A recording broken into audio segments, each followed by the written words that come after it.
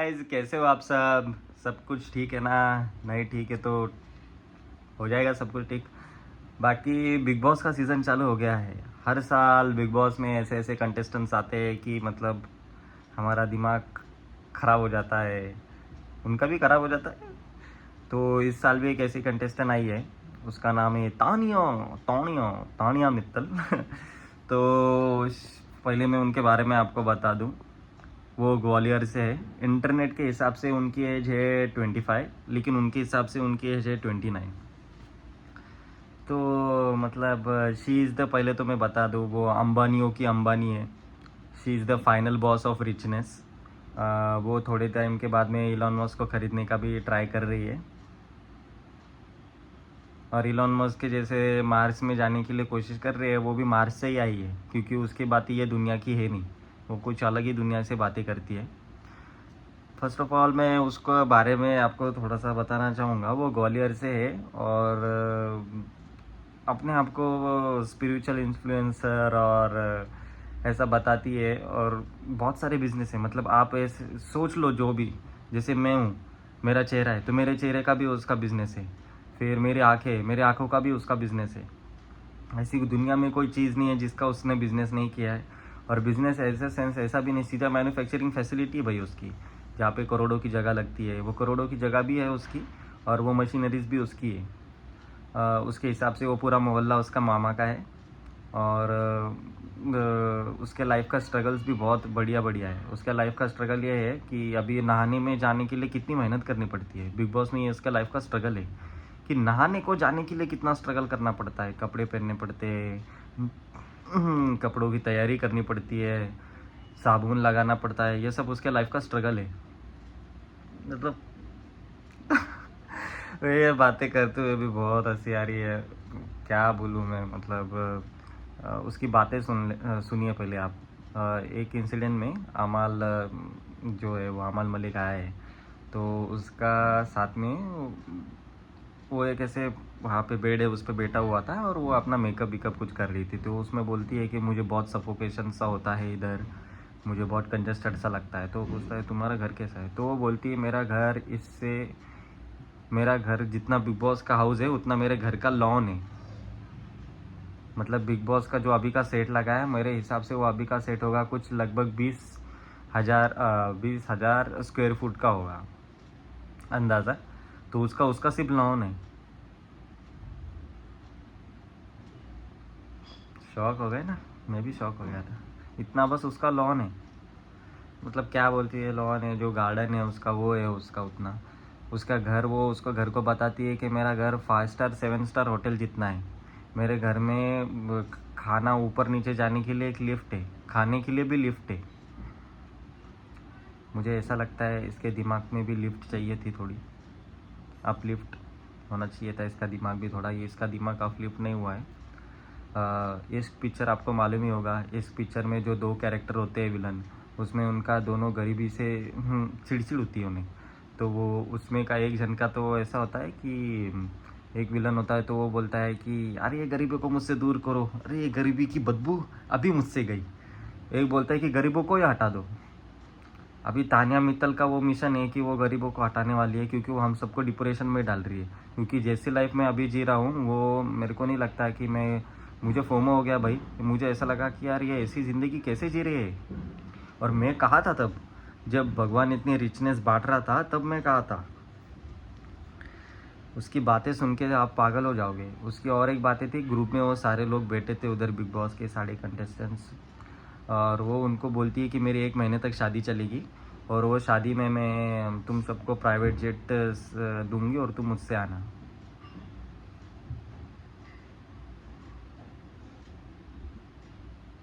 वो private jet देगी उन सबको, वो उसमें आएंगे। जो 200-300 करोड़ का प्राइवेट जेट होता है, वो उसमें वो एक एक जन को देगी, वो उसमें आएंगे। और 1 महीने तक उसका शादी चलेगी, जैसे ये फेस्टिवल चलता है वैसे उसकी शादी चलेगी। वो मैंने बोला ना, she is the richness of richness, Ambani is of Ambanis. और मतलब दिमाग बांटते समय शायद से वो थोड़ा सा रह गया था उसका। बाकी मैं, हाँ, 200-300 करोड़ से याद आया, उसके हिसाब से 200-300 करोड़ वाला जो आदमी होता है वो एवरेज होता है। इसके हिसाब से तो हम उसके लिए एग्जिस्ट ही नहीं करते।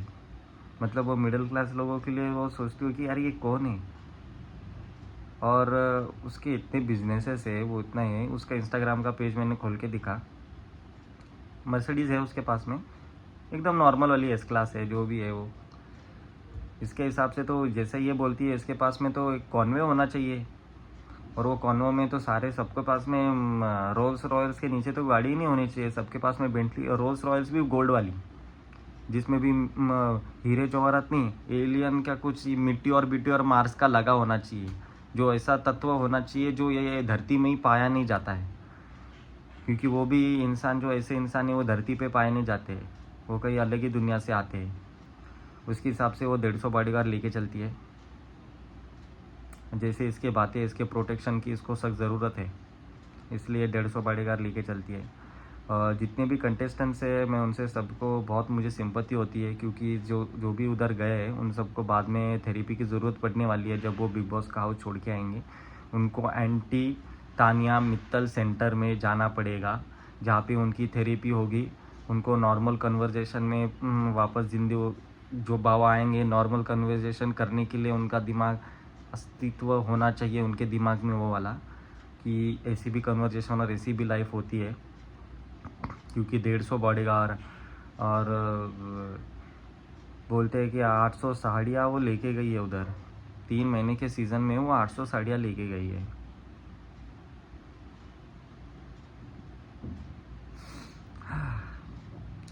मुझे अपने लाइफ में सच्ची में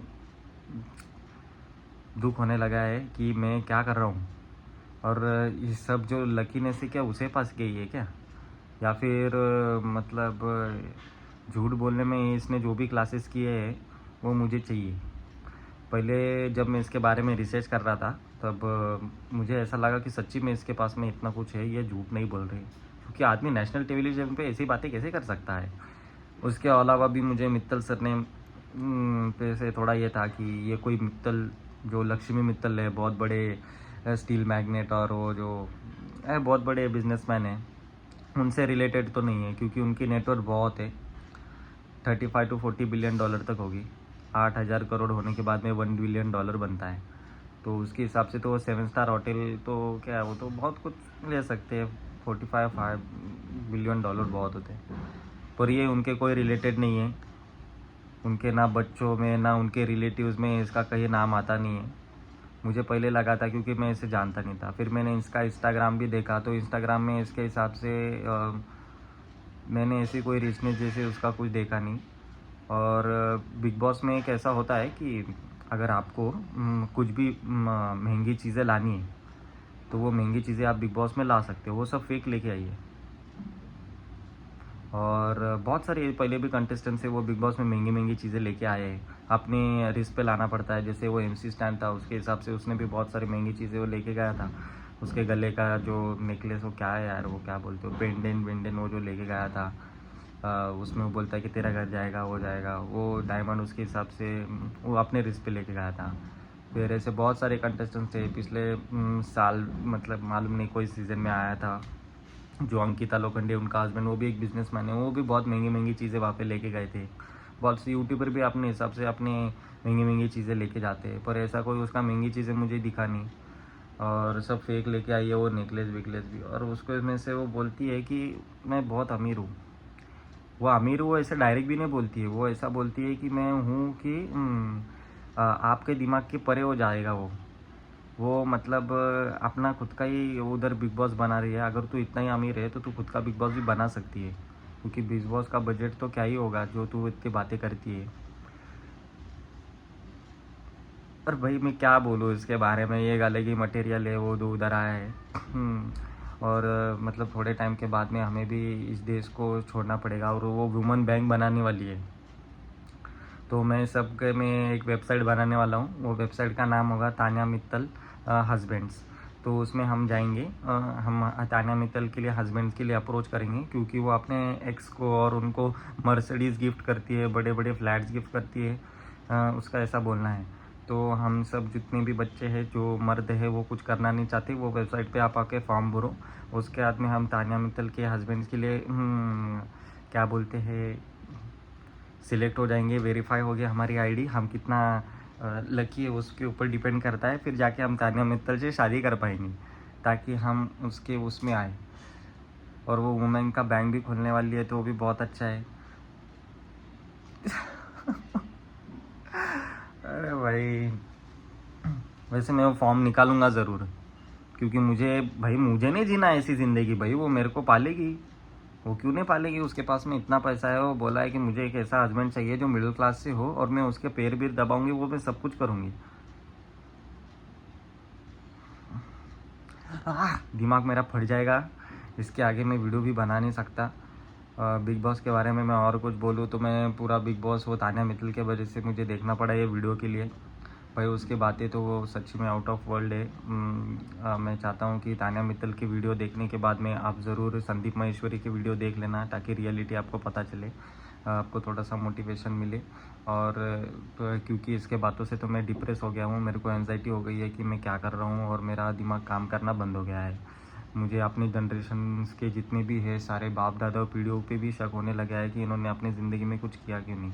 क्योंकि इसके ऐसी बातें सुन के मुझे 7 जनरेशन फोमो हो गया है कि क्या होगा ऐसा कि मैं ये लेवल तक नहीं पहुंच पाया फॉर डमनेस। बाकी बिग बॉस की बात करूँ तो बिग बॉस स्क्रिप्टेड ज़रूर नहीं है, लेकिन बायसनेस उसमें पूरी है। और कुनिका जी को बचाने के लिए उनको एक नया वो बकचोदी करनी पड़ी कि आपको टास्क रूम में कुछ वो है, वो मेरे को नहीं मालूम है यार, मैं भूल गया वो क्या था। वो उनको ऐसे कोई पावर देती है, फिर वो अपने आप को ही सेव कर लेती है भाई। और आज भी मैंने एक लास्ट एपिसोड उसका देखा, उसका मुझे याद है कि नेहल को जो कोई है उसमें, वो मुझे नहीं जानता उनको कौन है वो। पहले तो मैंने उसके एपिसोड देखे, वो तो भाई सिर्फ झगड़े करती रहती है उसमें। विक्टम उसका मतलब वो कार्ड्स खेलती रहती है, उसको कार्ड्स खेलना बहुत पसंद है, 3 पत्ती। और जो उसको समझना है वो समझ गए, समझदार को इशारा काफ़ी है। बाकी एक और बात मैं बोलना चाहूँगा कि मैंने कल का एपिसोड देखा, उसमें परिंद को मैं जानता हूँ, मैंने उसके बहुत सारे कॉमेडी वीडियोस देखे। और बाकी शहबाज, इन दोनों की टीम बढ़ गई तो इनको कमेंट्री देनी थी। और उसमें जब उन्होंने कमेंट्री दी तो प्रणीत हो गया वो, और उनके साथ में मृदुल था, उन्होंने भी बहुत अच्छी कमेंट्री दी। फिर बाद में प्रणीत के साथ में गौरव जो था, उसकी टीम ने अच्छा परफॉर्मेंस दिया था उसमें। बाद में शहबाज आया उसके टीम में, तो उसके टीम का परफॉर्मेंस मुझे इतना एंटरटेनिंग बिल्कुल भी नहीं लगा। और उसके बाद में डिसीजन आया नेल के हाथ में कि तुमको किसको सिलेक्ट करना है। तो वो ऑब्वियस सी बात है, वो जो उसके टीम में वो जिन ग्रुप के साथ में बैठती थी उनको सिलेक्ट करेगी। तो उसने उसको सिलेक्ट किया, और बिग बॉस ने अंदर आके बोला कि ऑडियंस ने आपको चूज़ किया है, कि शहबाज की टीम को चूज़ किया। और वो उसमें नाचने लग गए, और वो शहबाज उसमें बोलता है कि मैं तो कॉमेडियन भी नहीं बना। अरे तेरा चूतिया काटा है बिग बॉस ने, तू बाहर आके ऑडियंस का देखेगा तो ऑडियंस तो उल्टा ही बोल रही है पूरा। मतलब क्या बकचोदी है ये, मतलब जो एंटरटेन करता है उसको तुम नॉमिनेट कर रहे हो, और जो वहाँ पे टाइम पास करता है और कुछ करता नहीं है उनको तुम मतलब उधर चांस दे रहे हो। जैसे नेल हो गई, उसको सीक्रेट रूम में भेज दिया, लेकिन नगमा को निकाल दिया। क्यों? क्योंकि वो शांत बैठ रही थी, ये उनका रीज़न है। मतलब जो उधर दिमाग खाता है उनको तुम सीक्रेट रूम में भेजने का, और फिर बाद में जो उधर दिमाग अच्छे से लगाता है या फिर जिसमें पोटेंशियल है उसको निकाल देने का। और इस बार भी जो भी मैंने देखा है, जितने भी लगभग जितने भी नॉमिनेटेड हुए हैं, वो सब ऐसे है कि जिनको ऑडियंस देखना चाहती है और उनकी सबसे ज़्यादा फ़ैन फॉलोइंग है। और बाकी उस टीम में जितने भी है उनको लोग बाहर चाहती है, तो बिग बॉस ने उनको सेव कर लिया है। तो ये बहुत अच्छा बायसनेस उनका चालू है, तो ये चालू रहने दो। वो अपनी बिग बॉस भी अपनी खुद का ऑडियंस इससे लूज कर देगी। कोई शो देखने क्या देखेंगे वो, क्योंकि आशनीर गौर भी सलमान खान पे टिका हुआ है, उसने अपना खुद का ही राइज एंड फॉल नाम का कोई शो निकाल दिया, उसकी भी बहुत रील्स कट रही है।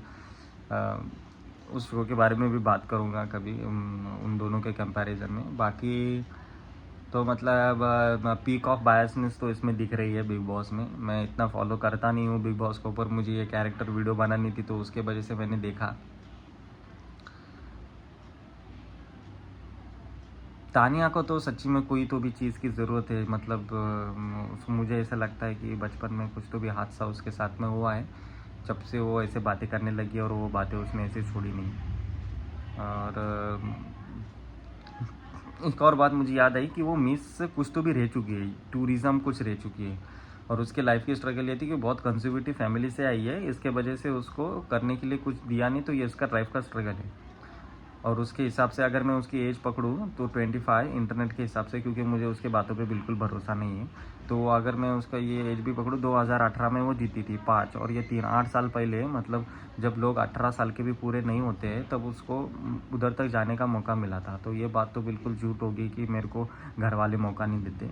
और ये ऐसे बातें बोलना कि मैं छोटे शहर से आई हूँ और मुझे यहाँ पे ये सब कर रही हूँ, मेरे लिए बहुत बड़ी बात है, ऐसा कुछ नहीं है। ऐसे बिग बॉस में बहुत सारे लोग हैं ऐसे ऐसे शहर से भी आए हैं जो मतलब ग्वालियर तो भी जाना माना है, उससे भी ऐसे ऐसे शहर से आए कि जो पता भी नहीं है लोगों को कि उनके नाम भी होते हैं, तो उससे भी जीत के गए हैं। लेकिन सिंपैथी भी अगर आपको साथ में चाहिए और साथ में आपको ये भी बताना है कि मैं रिच भी हूँ, तो ये दोनों साथ में नहीं चल सकते।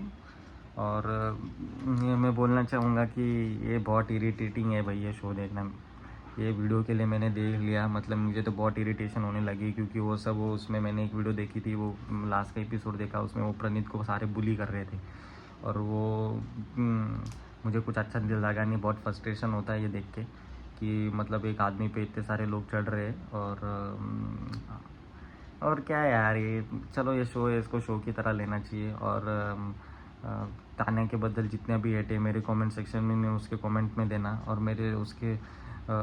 मेरे को प्यार देना, क्योंकि मुझे प्यार की सख्त ज़रूरत है। मैं भी मेंस बैंक बनाऊंगा। मैं भी मेंस बैंक बनाऊंगा, जैसे वो वुमेंस बैंक बनाएगी वे मैं भी मेंस बैंक बनाऊंगा। उसमें पैसे नहीं, कुछ और मिलेगा। चलो मैं क्या बोलूँ यार, मैं मतलब वीकेंड का वार भी मैंने उसमें देखे, तो उसमें भी मैं क्या बोलूँ, मैं जिसको बोलना चाहिए वो तान्या, तो अभी तक उसको कभी सलमान खान ने अभी तक कुछ बोला नहीं, लेकिन जब आएगा मुझे लगता है तब तो ज़रूर उसको बोलने वाले हैं, क्योंकि इट्स पीक ऑफ इरिटेशन। और क्या बोलूँ मैं यार उसके बारे में, आप अपना ध्यान रखो। अगर आप वो उसका सीन जब जब आ रहा है तब तक देख रहे हो, तो साथ में थेरेपी भी लेते रहो, अपने आप को ऑल इज़ वेल बोलते रहो, वो आमिर खान का डायरेक्ट ऑल इज़ वेल, तब जाके उसका सीन देखो। उसके ये देखो, बाकी तो झगड़े उसमें तो चलते रहेंगे। और ठीक है यार, मतलब क्या बोलूँ मैं, और इसके बारे में शो है, देखते रहो, मज़ा करते रहो और अपनी लाइफ जीते रहो, और ज़िंदगी में हंसते खेलते रहो। मेरे वीडियो को लाइक शेयर सब्सक्राइब करते रहो और जीते रहो जब तक जान है। जय महाराष्ट्र। एक और बात मैं कहना चाहूँगा आप सब लोग इससे कि प्रणीत जैसे नॉमिनेशन में आ चुका है और नॉमिनेट हो चुका है, तो प्लीज़ उसको वोट करिए और उसको बचाइए नॉमिनेशन से। इसी बार नहीं, हर बार जब वो नॉमिनेशन में आए, और हो सके तो अगर हम उसको जिता भी सके तो जिता भी देंगे। और बाकी हंसते खेलते रहिए, खुश रहिए और मेरी वीडियो देखते रहिए। यही सब बातें। जय महाराष्ट्र, जय हिंद।